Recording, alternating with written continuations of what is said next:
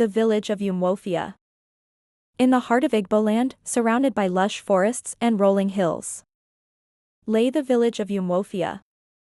The villagers lived a life intertwined with the rhythms of nature and the spirits that they believed inhabited the land.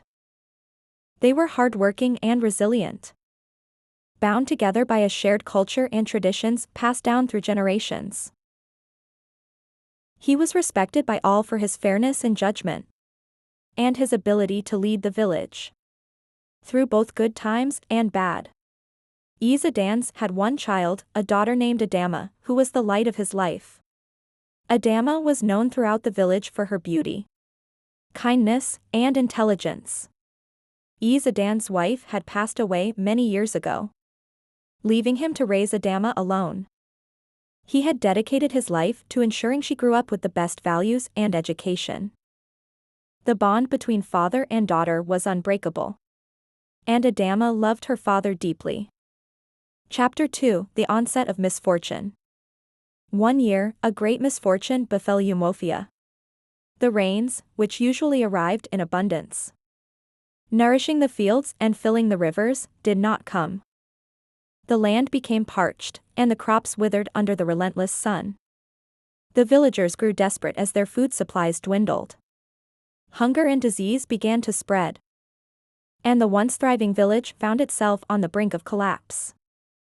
Izadans, seeing the suffering of his people, called a meeting of the village elders. They gathered in the obi, the large communal hut at the center of the village, to discuss what could be done to end the drought and bring prosperity back to Umwofia. Elders of Umwofia, Izadans began, his voice heavy with concern. We are faced with a great crisis. Our crops have failed, and our people are starving.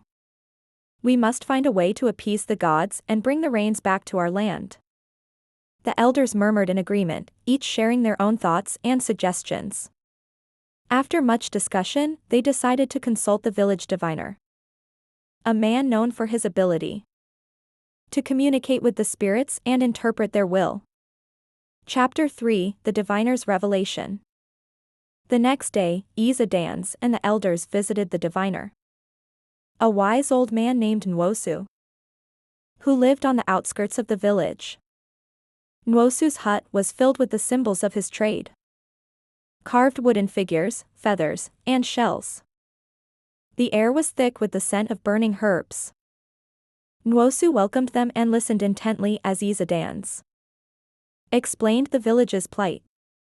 The diviner nodded thoughtfully, then closed his eyes and began to chant softly.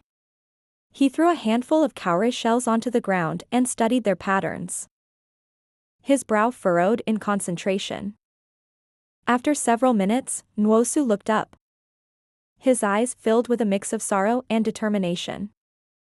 The spirits have spoken, he said.